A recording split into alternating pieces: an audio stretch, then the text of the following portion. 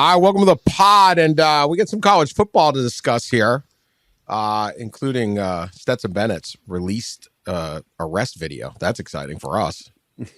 That's savages, vultures, content. Off-season. Let's watch Stetson get arrested. Hey, good times. But before we get to football, that's women's basketball is the gift that keeps on giving. Mm-hmm. They won't stop. Who knew? Too often a rather dull sport where just UConn won and everyone was polite. Not anymore, my friends. We had all sorts of controversies, of course, over the Final Four that we discussed in the last episode. Some real, some kind of maybe not less real. I don't know. But we do have this one. Dr. Jill Biden, our first lady of the United States of America. FLOTUS, they call him, right? That's the Washington, D.C. parlance, right? She is FLOTUS. She is the sitting FLOTUS. Sitting FLOTUS attended the women's title game, or she was there for some of it. And afterwards, after she said, I know we'll have the champions come to the White House. We always do. So we hope LSU will come, Biden said. But, I'm going to tell Joe, I think Iowa should come too because they played such a good game. Well, okay. Probably well-meaning if, maybe not the best idea. Angel Reese, LSU star, the quote-unquote Bayou Barbie, they're calling her. It's a great nickname. I couldn't like this more. Deemed such an invitation to the runner-up a quote-unquote joke.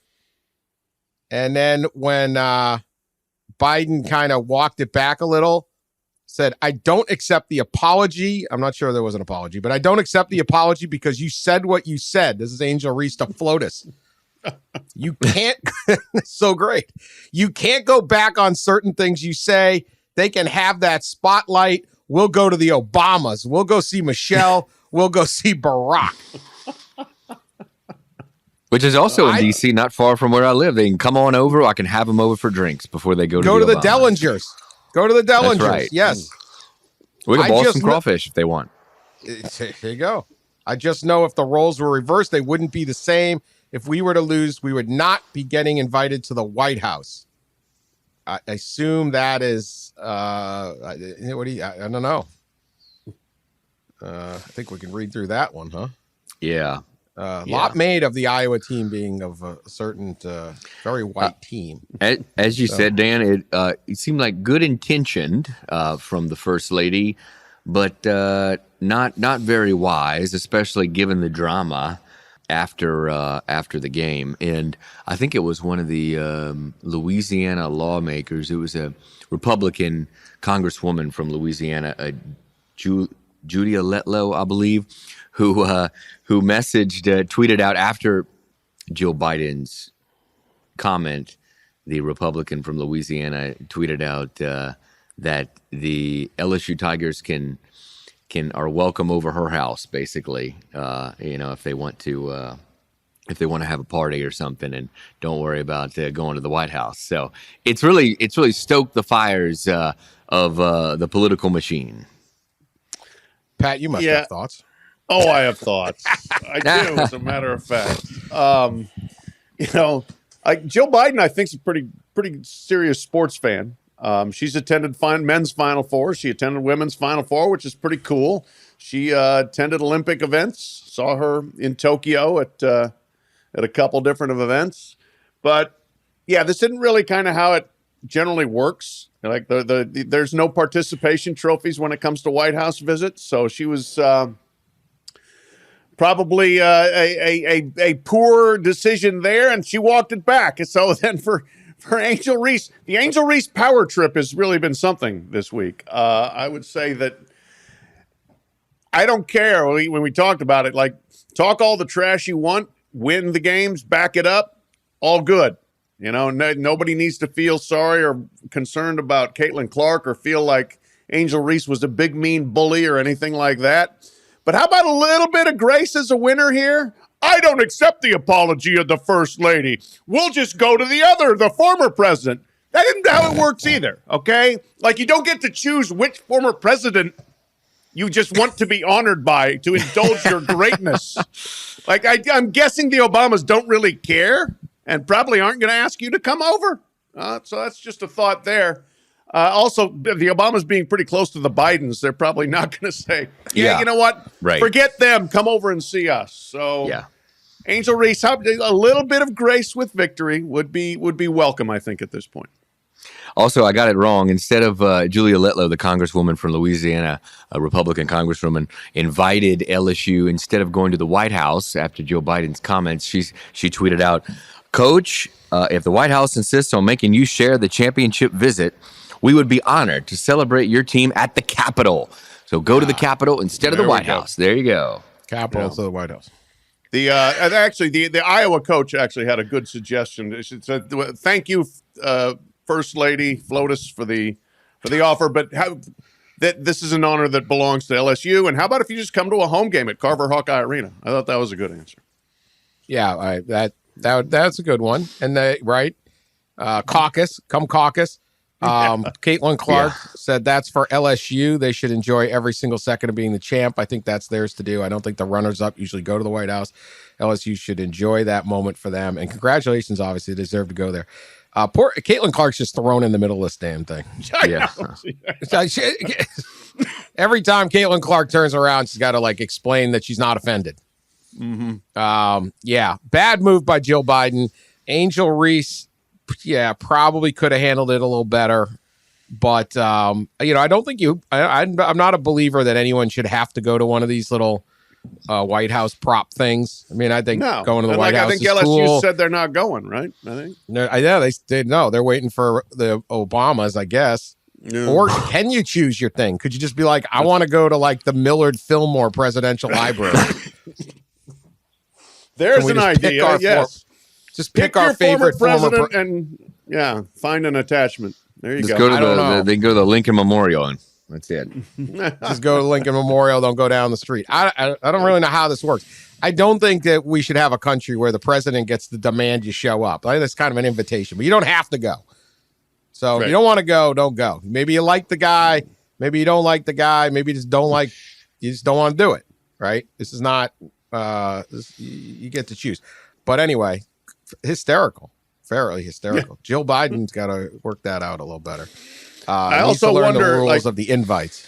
It would make sense strategically if you're running for president again in 2024 to try to indulge Iowa. Pretty important state in the the election. Maybe that was it. Yeah, and this Georgia's the new Iowa, though. Yeah, invite the Bulldogs back up. Well, LSU,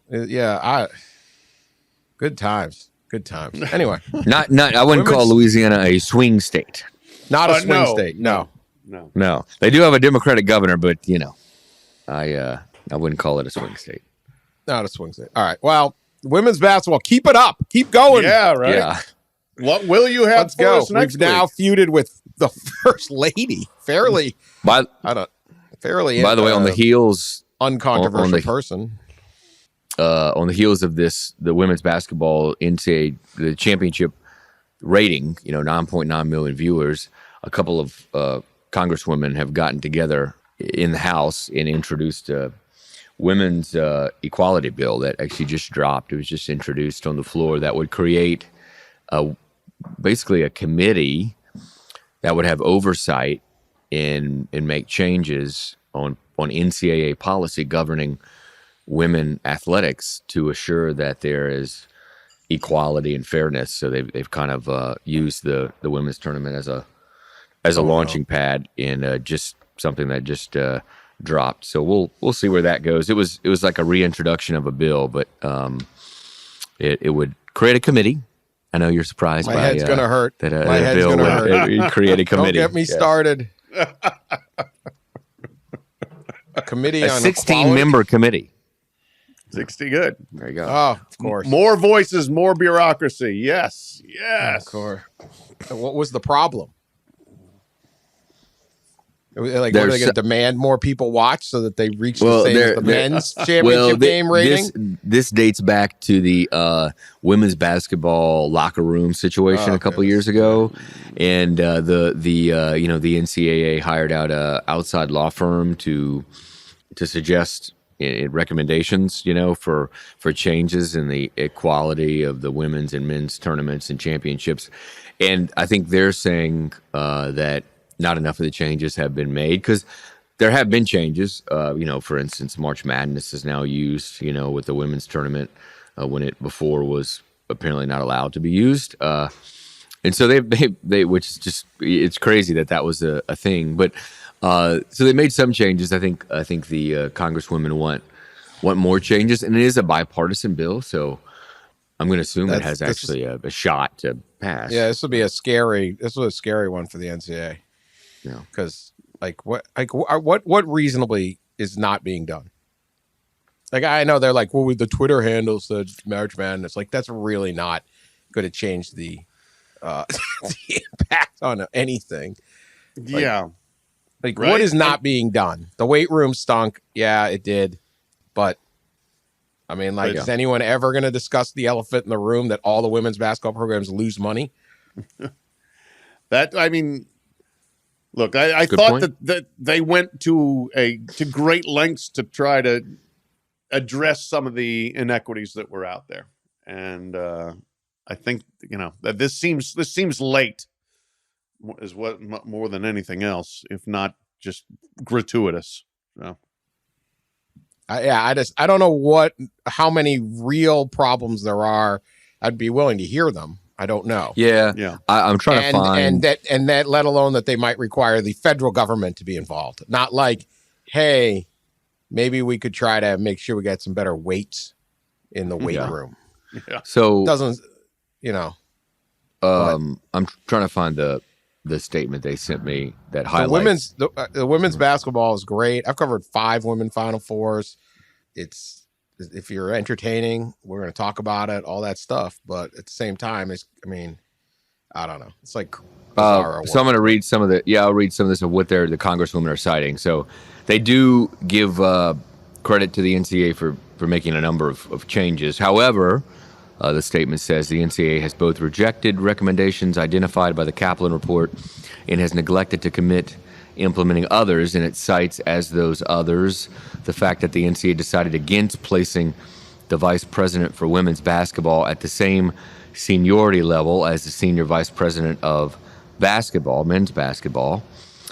It cites the NCAA has not yet considered establishing a chief business officer, as the Kaplan report suggested, that would implement a strategy in the marketing, promotion, and sponsorship of championships that prioritize gender equity. And then, of course, the last line is, the role will be particularly valuable as the NCAA renegotiates media rights that are currently set to expire in 2024. That's probably the big one, right? We haven't talked about this, I don't think, on the show, but there's one more year left in the NCAA's bundled media rights deal for women's basketball and all the Olympic championships. I think there's one more year left on the deal, so it's coming open, and the big question is, does women's basketball need to be separated out that?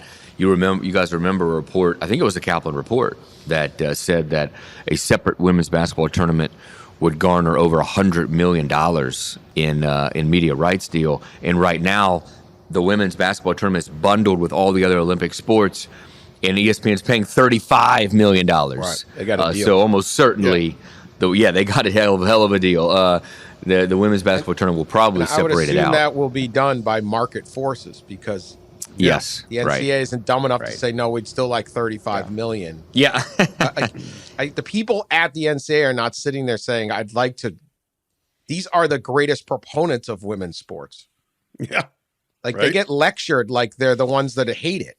Yeah. So yes, women's basketball tournament should get its own thing. And yes, it should get a bigger deal.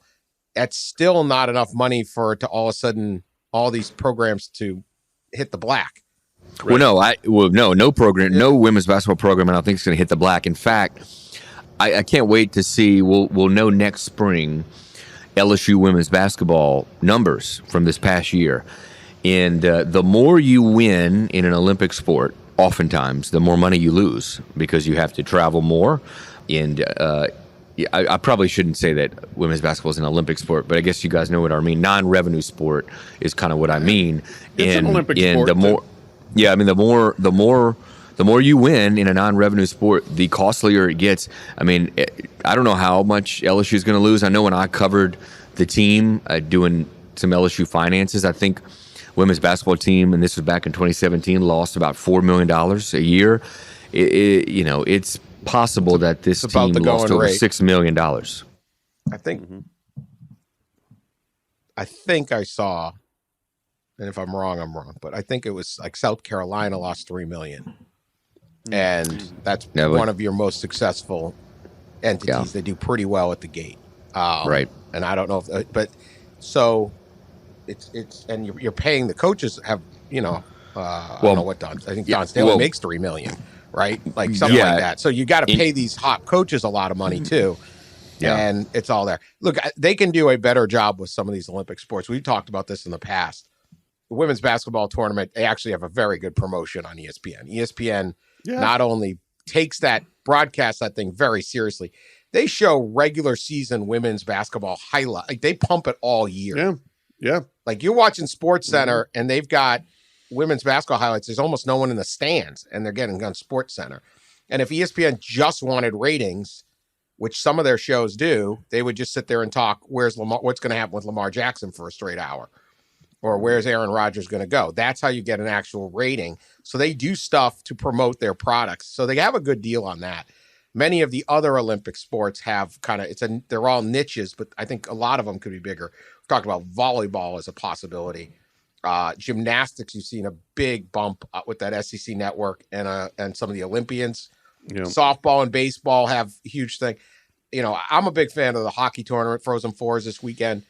That thing that isn't promoted at all. Right. They have their like regionals and like Allentown and like it's on ESPN News and like they don't get it. The Frozen Four will be on. I would like to see it bigger, but I get it. Yeah. It's college hockey, right? I think there's a growth there, but it's also like how much of a growth? Obviously, swimming. You have your fans, but how do you get all of those out to the national consciousness and you got so many sports fighting for a little bit of turf. Right. Yeah, that's the thing. It's all finite. And yeah, they're going to butter the bread that's going to make them some money. So that's where I think women's basketball is well positioned for a payday. But yeah, Dan, to your point originally here that like the NCAA has been the biggest champion of women's athletics. Period. In the history of Earth. In the history of Earth. Yeah. No other entity on Earth cares more about this than NCAA, and yet everyone bashes the NCAA on this. I bash the NCAA all the time, but you got to be fair. Yeah. And who's done more for women's athletics on Earth than this organization? Nobody. Not even close. And so our women's soccer on the national level probably wouldn't be anywhere near what it is. Or the gymnastics on the promise national of level, the college, Olympics. of competing at college has so many girls playing all these sports, and there's so many girls wanting to play college sports that it's the engine that powers youth sports and on up. And so yeah. I mean, you go back for 30, 40, 50 years, and all of the Olympic star athletes, almost, not all, but almost all of them came up through college athletics, and they got their chance because there were scholarships to be had and competitions to be had and championships to be won and good coaching and good competition. That's where it all started. There's gymnastics and figure skating is pretty much some skiing. Right. There's a few sports that don't necessarily have it, although they've been growing into it.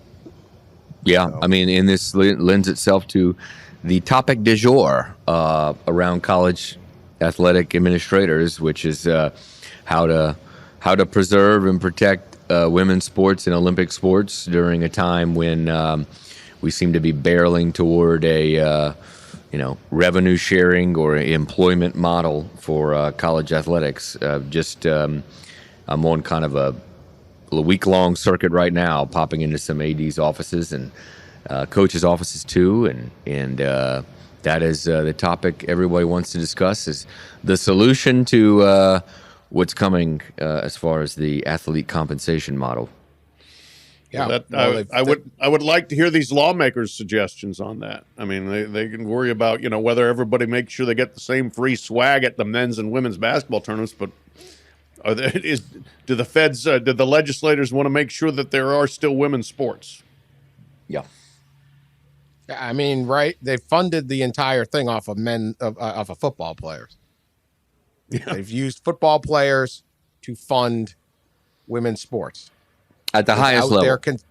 Without their consent, without their agreement, without their negotiating to do it. They just took the football money and said, we're going to do this with women's sports because we care. That is the decision they made. Now the football players might be able to get back some of their money. They're worried that this deal that nobody agreed to, the football players didn't agree to, might threaten them. And I think you have to have a real discussion if you're the and I understand none of these lawmakers want to have a real discussion. They want to, I'm on the side of equality for women's sports. Well, yeah, that's a winning campaign, right? Bash the NCAA, they're at, but like, you're taking the money from this guy.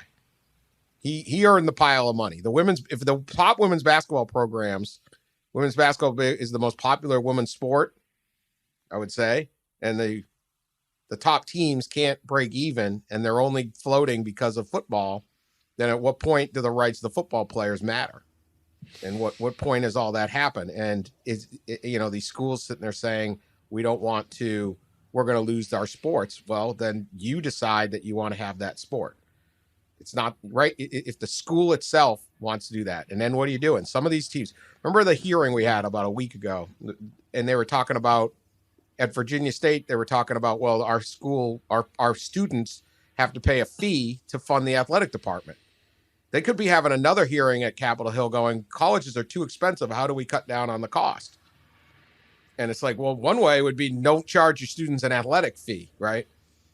Because if you're just trying to go to school, maybe you don't really care about whether or not you have these teams. It seems like a luxury item if you're just trying to pay for school, which most people are. So I just find so much of these discussions a little disingenuous because they just won't get to the core thing to even discuss it, let alone or acknowledge it, let alone have an honest discussion about it.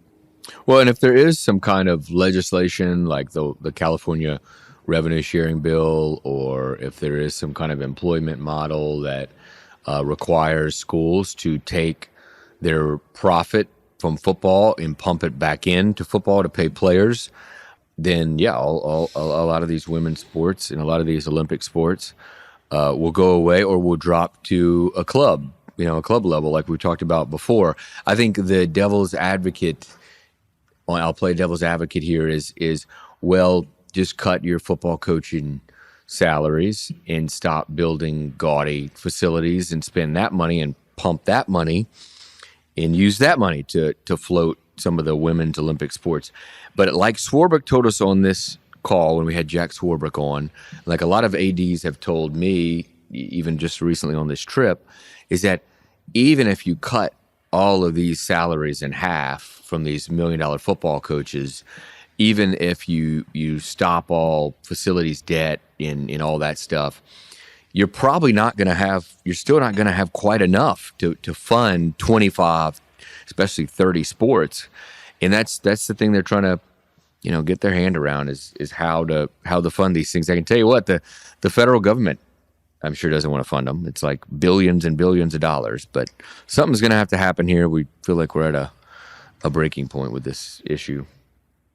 Well, yeah, I still think there's some people crying wolf here. I want to see exactly, where these numbers, where the rubber hits the road in terms of the finances here. And it'd be great if some ADs want to actually walk us through it.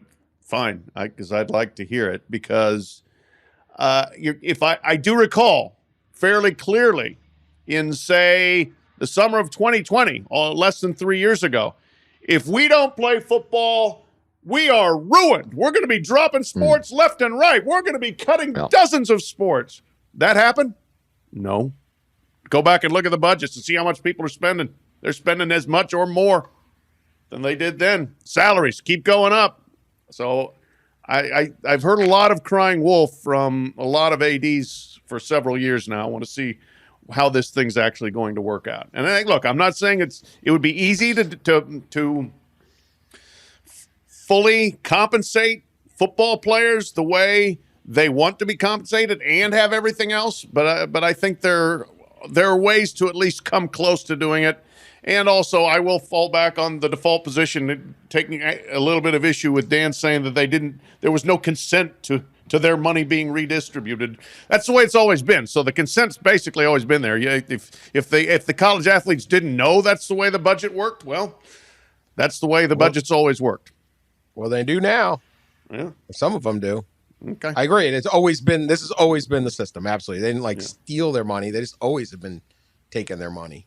And I agree. I'd like to actually see what you could do administratively and stuff. But there's like these dual tracks where there's people complaining that there's always more money to spend to make quote unquote equality, or you can hire this person or have this, or this China jet travel, or everything could be equal. And at the same time going, well, why don't we at least acknowledge what the money is? Because the money of these same people are like, yeah, of course, Bryce Young deserves his share of the cash. And so it's like, well, something's got to give here. I just think if colleges want to have a team, they should fund the team, and they can figure out how to fund the team. And I also think, as we said with Jack Schwarbrick the other day, like his team would look, if they got rid of all scholarships, all college scholarships, and many of these smaller sports only have 6 or 8 or whatever they're dividing up, all the teams would look exactly the same. The kids would still want to go to Notre Dame. They would either get their FAFSA, their financial aid that way, or Pell Grants, or they would just pay their share as it is, or they'd have the same kids that their parents have enough money to just pay the Notre Dame freight. And that's one way. And again, you bring up the idea of let's not have scholarships for women's sports, right? Absolute third rail in Washington. But it's actually more of a solution than what some of these people are talking about, because it's like, well, at least you got to cut somewhere. Just could probably do this. This could probably be the same. I know it's never going to happen, but because of the symbolism of it. But that's better than just sitting there saying, well, you know what the solution is? Let's hire more people. Like the money's the money. You're going to have to share it with these football players. You can't get all the money anymore. Now the pie keeps getting bigger. So I think that's my thing with Pat's point is correct. Like, well, if you just got $1 billion TV deal, seems like you should be able to fund everything. Right. Yeah. There's never been more revenue coming in, and there's never been more people crying about we don't have enough revenue. So I don't get that. Big question. There's 2 surges of revenue incoming for college athletics, and the question is, what are you going to do with this extra revenue? One, the new TV rights deal, specifically with the Big Ten and SEC. What are they going to do with this extra revenue? And the second one, of course, is the CFP expansion, right? You're going to have maybe an extra $1 billion with a B, $1 billion coming into college athletics. And sure, some of that, a small percentage, is going to be on running the games and staff and blah, blah, blah. But where is that other portion going? And I've already heard administrators, discussing that. Is that something we need to put aside a certain amount to prepare ourselves to share revenue with athletes, specifically football players playing in the CFP? And I think that would be wise of them to put it aside for a little bit. Yeah, I don't know. It's going to be easy. Anyway, see? Look what women's basketball's doing for us. Thank you, women's basketball. What does Flotus think of that? What does Flotus think of that? I'll knock on her door when I get back home to D.C. and ask. There you go. Please do. And one more day of pod topics. Should we break down the Stetson Bennett arrested here? Yeah. I mean, our favorite player, Stetson Bennett, the law firm, found himself in legal trouble. Okay, we all got this thing playing. Cops going after Stetson. He's hiding. Yep. Let me see your hand. Step out. I want to see his hands. Let me see your hands. Oh, yeah. There he is. There he is. Yeah. There he is. Put both hands in the air. Bad boy, bad boy. Keep them up. Keep your hands up. Hey, what do I want? He didn't listen well. His hands aren't up. No, he did not. He's not very coachable at this point. Not very coachable. You know Belichick's breaking this down. Getting cuffed now. What's Hands going on? behind the We back. got a few calls about you. Good rotator here flexibility. We got a few calls about you, huh? What's going on? If all else fails, then unfortunately you have to go to the drunk tank. And sleep off Drunk all the tank? alcohol, all right? All right, so we're just going to sit you down for a couple minutes. I'm going to try to see if I can't find your phone, see if you didn't leave it over there by one of the doors. Right here. Watch it. Can't find his phone. That's not good. Can't find his phone. There's like 50 women texting it right now. This is tough, bro. Uh-oh. This is way too tight, bro. Hold on. Stetson's talking. Damn. I double checked. You can't fit in the back of the car. Double check the cuffs. Way too tight, bro. Sit tight. Just sit tight for a minute. I can't move. I can't Can you move. just try to pull your knee in a little bit? Why would I try to do that? Why don't you just undo the hand a little bit? Y'all gonna give me a shot? Answer this or what? Oh, my goodness. Thank you, sir. Well, it seems like they will. He's getting back out of the car. He's doing his own play-by-play. Yeah. Do you have anything on you that we need to know about? Any illegal drugs or anything? Listen, brother, y'all won't give me my hands. Y'all won't give him my Right now you're hands. under arrest for public intoxication, okay? So we weren't able to find any phone over there where you were last seen, all right? That sucks. We did a pretty extensive search over there. He's getting frisked now. Yep. Not Oh, fun. he's in the car now. Hold on. He's going to say something. Everything I worked for 20 years ruined. But y'all boys just looking out for me, aren't you? Thank you, sir. Did y'all hear what he said exactly? Because Yeah. somebody quoted it. Yeah, reputation yeah. ruined. Everything I worked for 20 years ruined. But y'all boys just looking out for me, aren't you? Thank you, sir. Well, with the passive-aggressive patronizing. Yeah. Listen, Yes, Stetson, yes. your reputation isn't ruined. It's been Yes. enhanced to the College Football Inquirer. Yes, it has. Absolutely. Well, that was fun. Yeah. Not the didn't know best drunk timing for tank- that little foray. Yeah, I didn't know drunk tank was the official term. Official term. Yeah, I thought the same thing. Gotta go to the drunk tank. I appreciate, the plain spokenness of it instead of, just like the holding cell for the overindulged. No, drunk tank. Well, yeah, I don't know. Does this increase? Does he move up or down in the Mel Kiper draft? What do we got? I've said before, I was one. Look, this is not good for Stetson. Not good. Not good. Don't get busted when you're a fringe draft pick. When you're a 6th round guy, gives you a chance to be an undrafted free agent. Yeah, Maybe better. he's not that drunk. We didn't see what he blew, did we? Or did we ever hear? Did we Well, he's definitely I don't know. drunk, but I mean, he was able to climb in and out of the car without his arms. climb him? Yeah, without his arms. Yeah. That's not easy. Yeah, he kept saying, you guys He's got an my athlete. hands. You got to give me my hands back. Like they were cut off. Oh man. All right. Well, He we still love you, law firm. We love you. You're always our guy. Just own it. Just own it. That's what you got to do. yeah. All right. Speaking of owning it, more Michigan trash talk is out there. Braylon Edwards, former excellent Michigan wide receiver, was on a podcast, and he handed it to Ohio State. Ohio State is what they are now. They are a team that can't beat Michigan.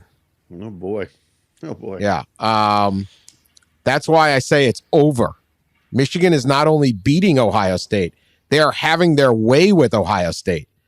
It's not even interesting in the second half, if you will, anymore. I like the if you will. Especially in the fourth quarter, it's just not. Ohio State fans, they are off on Ryan Day. The kids seem like they are just trying to get basically to the NFL.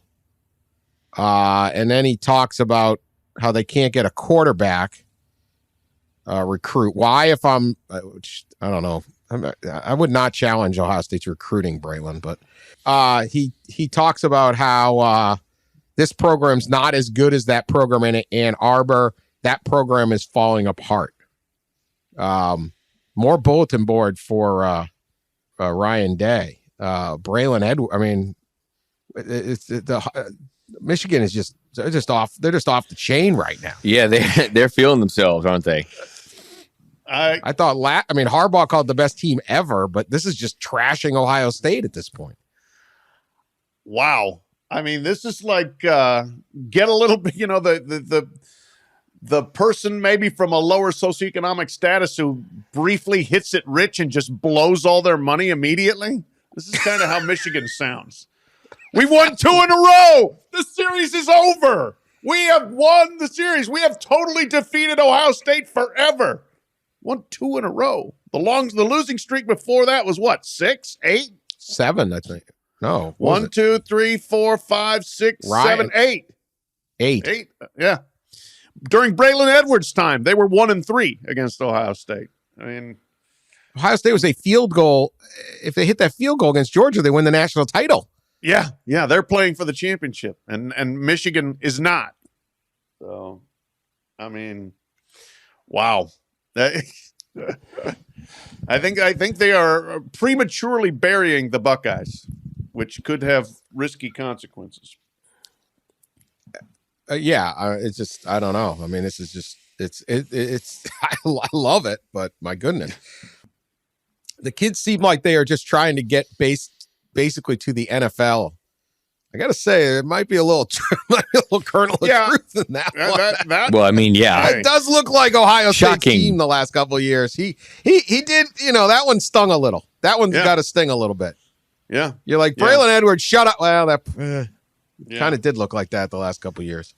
Yep. No, I am not convinced that Ohio State has had the quote unquote, team culture of let's go win a championship embedded for sure with those guys. But I also know that, given their recruiting, they probably should be better than Michigan most years and have been other than the last 2, and maybe again next year. Look out. I mean, this game is already I'm already excited for the game. Yeah. Can Ryan Day? I mean, Ryan Day's done an excellent job at Ohio State, but he has not won the last 2 years. Can he, what would a third loss do? Like, I can't imagine. I mean, still, once they expand this playoff, Ohio State's going to be in the playoff every year. Right. Yeah. Yep. And that's where losing to Michigan isn't that important. They got in the playoff last year and they lost to Michigan. Mm-hmm. Again, they could have won the national title with the loss to Michigan. It's not 1977 anymore. But how irate are the fans if they lose a third time? Super irate. I mean, Dan, you remember we were standing next to each other on the field at Ohio Stadium last year, and when the Michigan fans are singing "na na na na hey hey goodbye," and the Ohio State fans were not very happy. It was an angry bunch. The ones that were still left in the stadium. Well, remember we were walking down to the field because we can go on the field the last 5 minutes of the game. Yeah. So Pat and I are walking down through the concourse at Ohio Stadium to get to the ramp that goes down in the end zone, and people are started to funnel out because Edwards had just busted one of his 2 long runs, and that was a bitter. And then I listened to Columbus Talk Radio that night on the ride home for as long as I could. Yeah. And I mean, yeah. It was an ugly crew. It was an ugly crew calling in. I remember, the guy in the 5th row behind the bench. Day, you stink. Bring back Urban. That was kind of the mood. Well, Braylon Edwards, he doesn't have to play in the game, but hammering it. Michigan, both schools actually are recruiting really well right now. Ohio State has just landed a whole bunch of guys. Another great receiver. Michigan's got their quarterback. It's on. I like it. It's better than when it was just hammer. It was really boring there for a while. Yeah. I guess I never thought Michigan would turn into this. I mean, there's always sort of a little arrogance to Michigan, right? Really? No way. Yeah. Notice. But not to this kind of it's more like this, it's a different arrogance, not, your program is falling apart. No, right. No. Michigan's arrogance before was we can be generally excellent in everything. We're academically superior. We're athletically superior.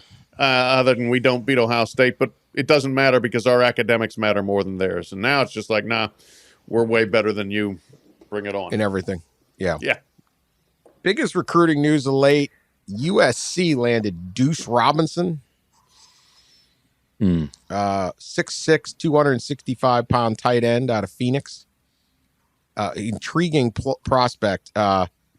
He 144 receptions, 2,586 yards, 22 TDs as a tight end.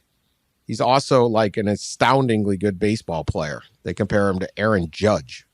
He's a monster. Wow. Just an epic athlete. No pressure there. No pressure on him, huh? Yeah. No. But he will so he didn't know if he was going to play football or baseball, and he's going to do both at USC, but he's a late commit. He's from class of 2023, so he'll be on the field. So the scouts kind of liken him as the next one of these great tight end prospects. And I don't know how important could this be for USC that's trying to get themselves into that playoff. Well, Lincoln Riley knows how to use offensive weapons. That's for sure. He'll find ways to use him. He sounds physically, I haven't seen him, but he sounds like Darnell Washington, the monster tight end for Georgia, who was 6'7", 270 and could catch and also, but was a great blocker and really kind of helped make mismatches for them for their offense. So if you got another one of those guys, like Darnell will be a first-round pick, I'm pretty sure here. That's a big, big weapon for USC. And especially, look, USC can use all the physical players that they can get. If they can help them run and not just be one-dimensional finesse kind of team, that's good for them. Yeah, they're going to need the whole ground and pound in the Big Ten a little more probably than they needed it playing in the Pac-12. So you would think they need to probably start stockpiling these kind of players that are big and can run block. But this one sounds pretty versatile too. So it seems like the old USC's kind of roaring back here. We'll see if Lincoln can keep it up. But I think it's good for college football. Have a power in the West like that. Oh, absolutely. Yeah, no, it's going to be power in the Midwest League. But no, it's still got one big year here for the Pac-12, and we will see where that one goes. Also, hey, quick reminder before we get to some other stuff. This show is now on the Yahoo Sports YouTube channel, so you can watch it. About that? Yeah, have fun. I mean, there's see what we're doing for a full hour. There's nothing better than the video excellence of us. Oh, yes, the beauty. My lighting here is tremendous today. Yeah, look at this. And look at this beautiful cement wall behind me. Yeah, we got NC State. I'm in Augusta, Georgia. Pat's fine. Yeah. So I got questions here. Like you had this fantastic podcasting room last time at the actual Augusta National with beautiful pictures behind you and everything, and now you look like you're in my aunt's bedroom. So what pretty much happened? I'm at the house we rent in Martinez, Georgia. Okay. Lovely Martinez, and so I'm not on the grounds right now. I'm not around the grounds right now. I'm going to get over there though. See how the crew is. Better hurry up. John Rahm is tearing it up apparently. Oh, after doubling the first hole? Yeah, he just eagled. Wow. John Rahm hitting bombs. There you go. The Chris Vernon, what's going on at Augusta update. Yeah. John Rahm hitting bombs. Brilliant, Dan. Well done. Always good to be at Augusta. 2 questions and also 1 programming note, too. Wetzel the Gelding, scheduled to run today at Mahoning Valley. Yes, we'll have an update. I know. We had to tape before. Yeah. $75,000 purse. I mean, you're moving up. I've told you, we're back. I have inside information that had an excellent winter. Okay. All right. Excellent winter. I am in contact with the owners. All right. I hope you've got I have not bought in yet. It's very complicated buying a horse. Yeah. Yeah. Better to have someone else do it for you. Yeah, I might just be a fan. I don't know. But hopefully you get at least a small bet down on your guy, former guy, Gelding. Gelding. You know, I don't know why you have to continue to bring up that medical procedure. No respect. It's the best part of the horse. No respect.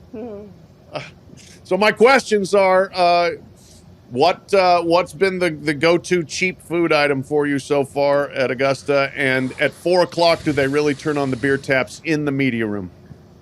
I like their little club sandwich. They just have a little club sandwich. It's a very simple deal. I'm not a pimento cheese person. Okay. Doesn't do anything for me.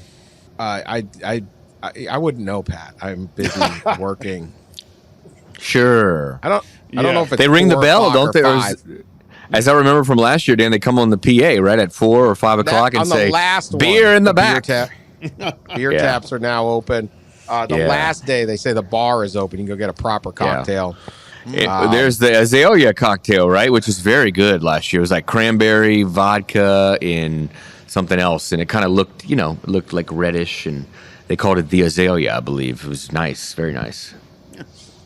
Yeah, that's not bad. I tend to just wait till I get home. I don't want to drive, so to drive. Oh, you look at you, responsible. We did have a podcast listener, this guy Kevin Smith from Cleveland came by our house. Really? That we rent. Yes, and he brought some excellent Wellers. Really? It was he brought some. He came with the heat. He's a podcast listener. We also have Jimmy Haygood, the barbecue champion from Charleston, South Carolina.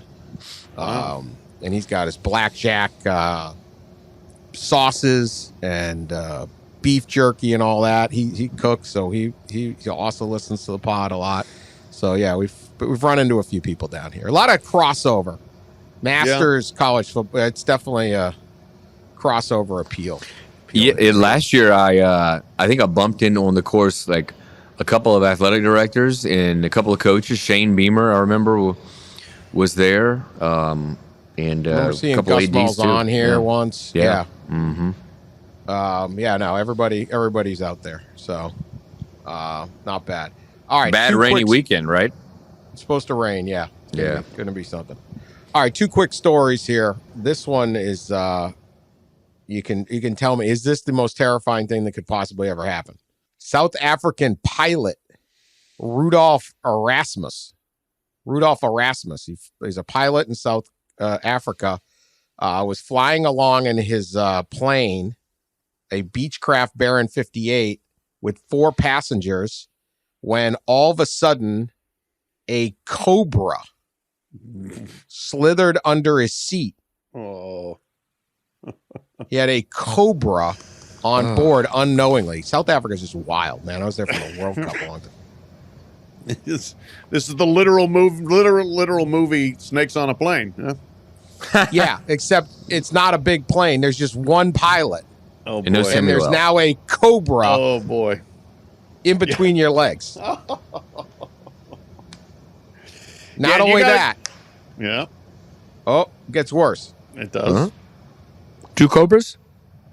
It was a moment of blank awe, saying he literally thought the cold feeling on his back was a water bottle. I felt this cool sensation sort of crawling up my shirt. Oh, no. Oh, no. Thinking he may not have closed the bottle properly and water may have been dripping down his shirt. I turned to the left and I looked down and I saw the cobra receding its heads backward underneath the seat. The cobra was climbing through his clothes. No. Mm-mm. Talk about a focus challenge. Because you're flying a plane. It's not like you can pull over in a car, right, and deal with the cobra. You have to still fly the plane and land the plane.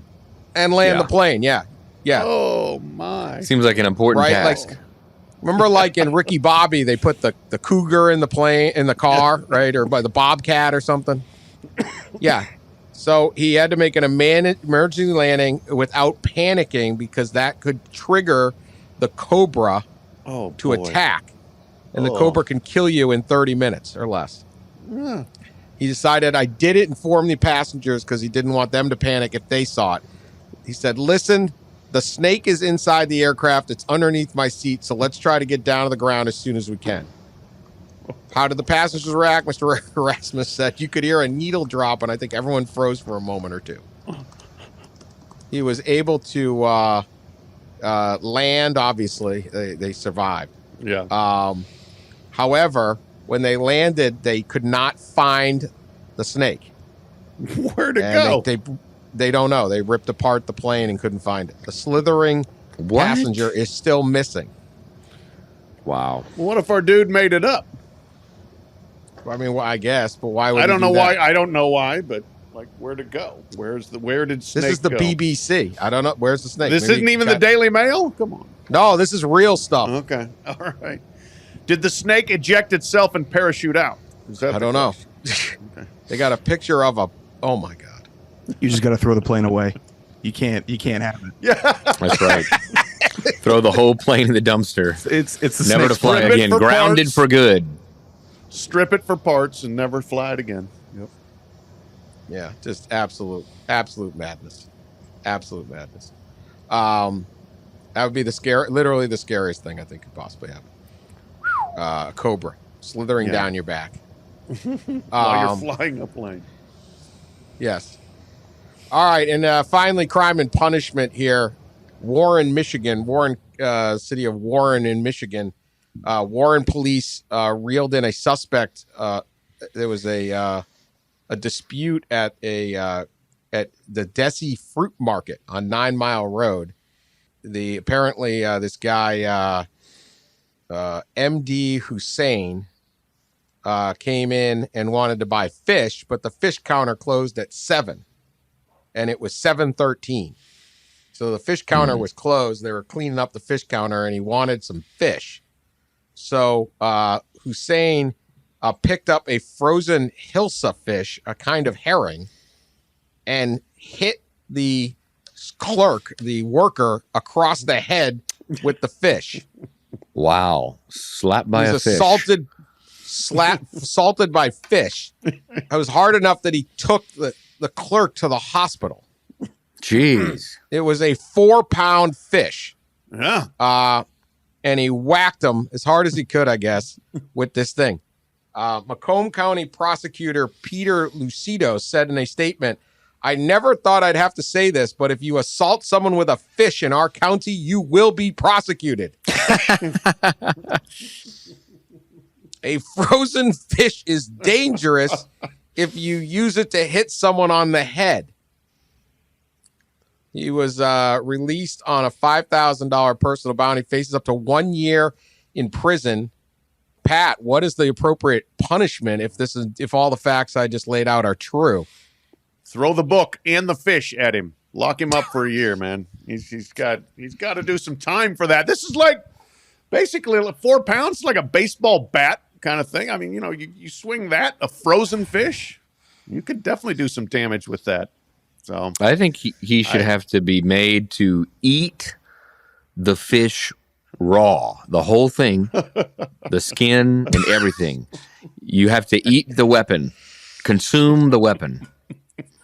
Well, this guy wanted fish. Well, he's going to get it. Raw. Well, that's right. he's going to get it. I mean, it's frustrating if they close the fish counter.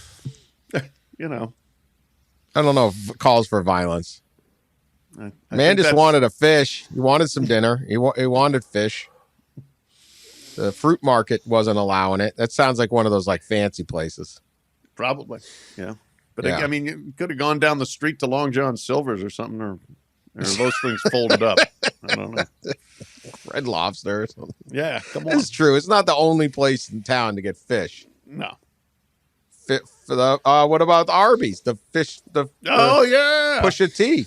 Fish at T. Oh yeah, Pusha T's fishing. Yeah. Play that song on the way out here, Sean. This podcast gonna end soon. Yeah, we got to wrap it up. The people on YouTube can see how the sausage is made here, if you will. Yeah. Yeah. Yeah. Like an Arby's fish sandwich. That's how. You go to Arby's and get the fish. Don't go to McDonald's because you can't trust the square fish. That's what Pusha said. That's right. And I don't know. Anyway, Yeah, I think this is a serious punishment. We just can't have guys out there smacking each other in the head with frozen fish. It just there's got to be some order to society. Keep your herring to yourself, or whatever the heck fish is for. All right. We'll be back next week. I think we're gonna do one show next week, and I'm not gonna be on it. So I'm on vacation, so I'm not gonna be on the show next week. But Pat and Ross will be.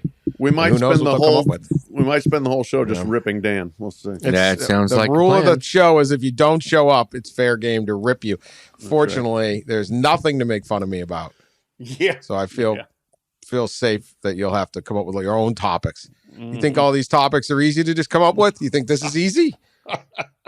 I provided the fish assault topic, so let's be clear. You did. Well, a listener sent it to both of us. That's true, but I noticed it. Yeah. Wasn't up on my fish crimes. All right. Anyway, we will talk to you later. Appreciate everyone continuing to listen. Take care.